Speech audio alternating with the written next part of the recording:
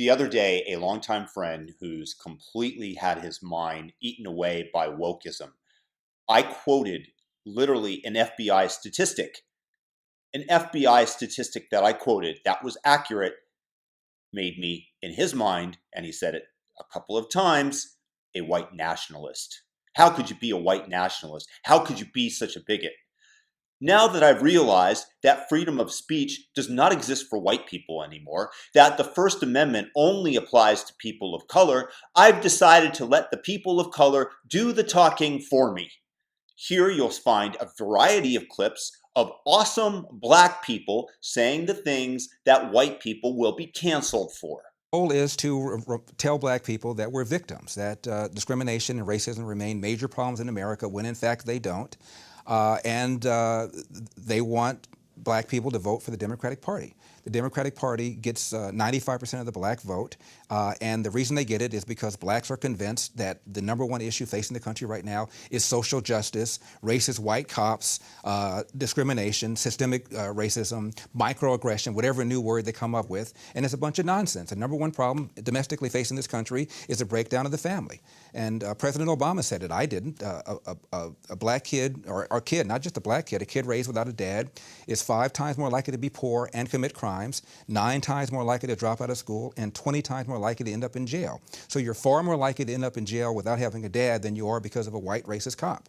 I don't care what type of government you have, you will not have the same effect of government who doesn't really care about your children nearly as much as a parent will. This is the importance of parenting as narrated by Denzel. Do you think we've made any headway in the I think it's more important to make headway in our own house.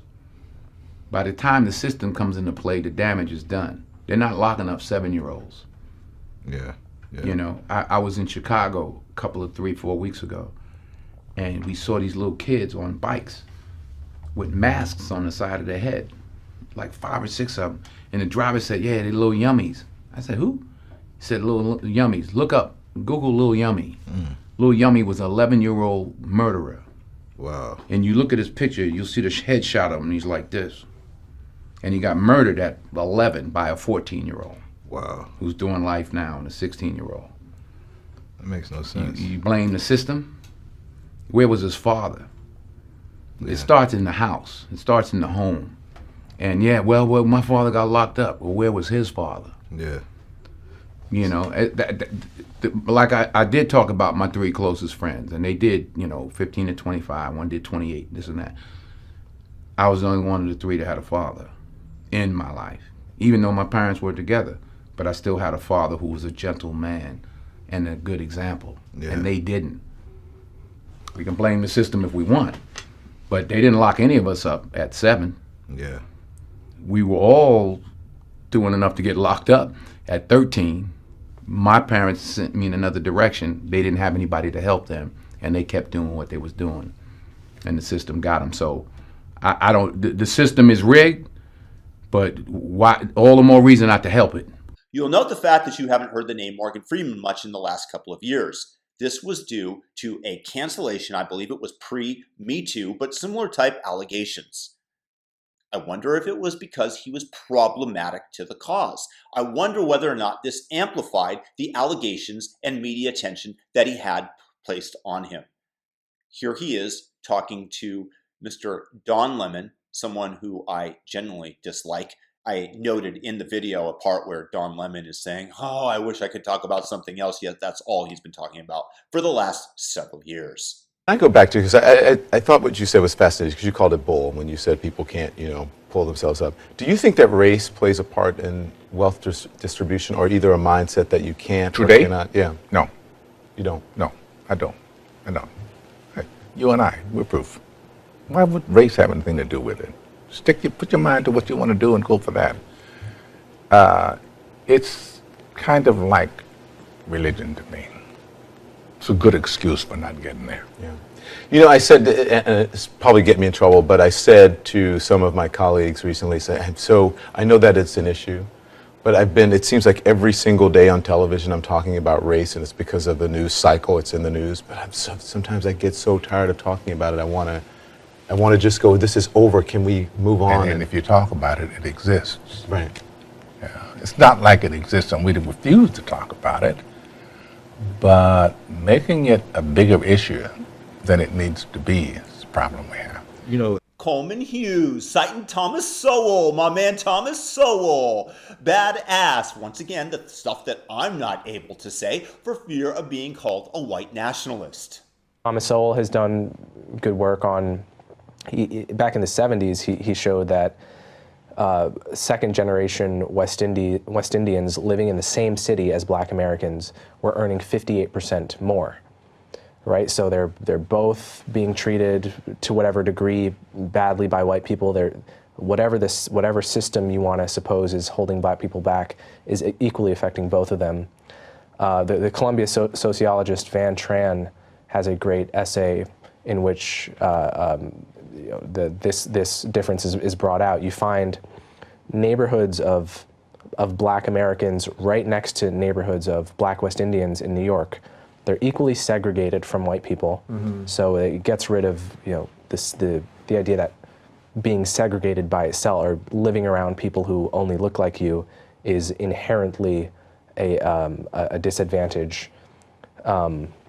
It gets around the policing issue because these populations are being the police can't tell the difference between a second-generation West Indian and a Black person. It gets around whatever level of systemic racism is or isn't in the pipeline with regard to schools.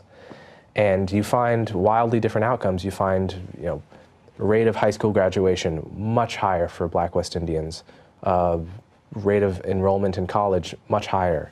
Rate of professional occupations much higher. Crime lower, right? So this suggests to me that there are that the role of systemic racism, to whatever degree it exists, is minimal at this point, and there's a whole narrative built around the idea that this is the primary obstacle facing Black people. And it's worth noting, I don't think most Black people actually believe this. Here you have Dave Rubin once again talking with Larry Elder, the same interview as previously referenced. You'll note that Dave Rubin actually was intellectually honest enough to leave the part of the video in, not edit it out, where Larry Elder just destroyed him. From a marketing angle in terms of making him look as an intellectually honest person, well done, Dave. Well done. This definitely helped make your career. Right. So, but you wouldn't not acknowledge that there are some systemic issues. Give me an example. Tell me what you think the most systemic racist issue is. What is it? Well, I would say that because Black people, in many cases, were descendants of slaves, that racism as an institution, that it just a certain amount of it just exists. 2015. Give me the most blatant racist example you can come up with right now. I think you could probably find evidence that, in general, cops are more willing to shoot if the perpetrator is Black than white. What's your basis for saying that?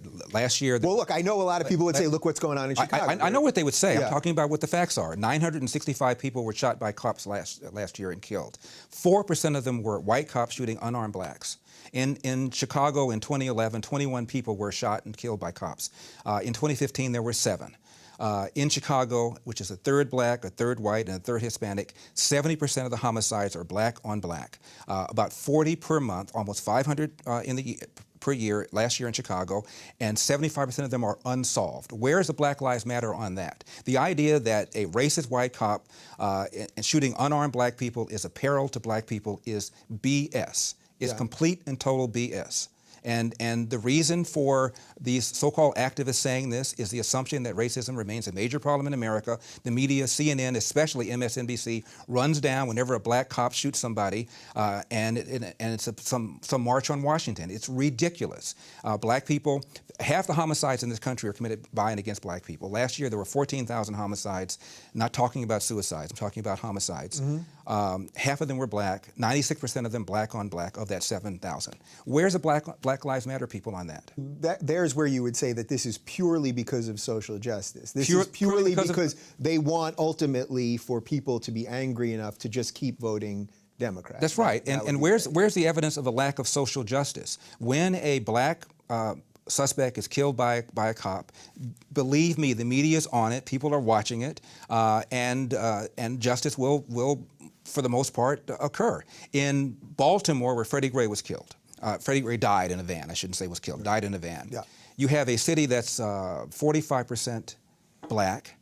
City council is 100% Democrat. The majority of city council is black. The top cop at the time was black. The number 2 cop was black. The majority of the command staff is black. The mayor is black. The AG is black. And yet here we are talking about racism. I mean, it's absurd. You're going to see how the left automatically equates anybody who's talking sensible to white privilege and just ends the conversation. Unfortunately, in this case, the person, unbeknownst to her, was referring to Mr. David Webb, who definitely has white privilege, as we'll find out right here. Often use the word white privilege as an argument in policy debates. But an exchange that took place on the radio yesterday between host David Webb and legal analyst Ariva Martin was pretty embarrassing for her.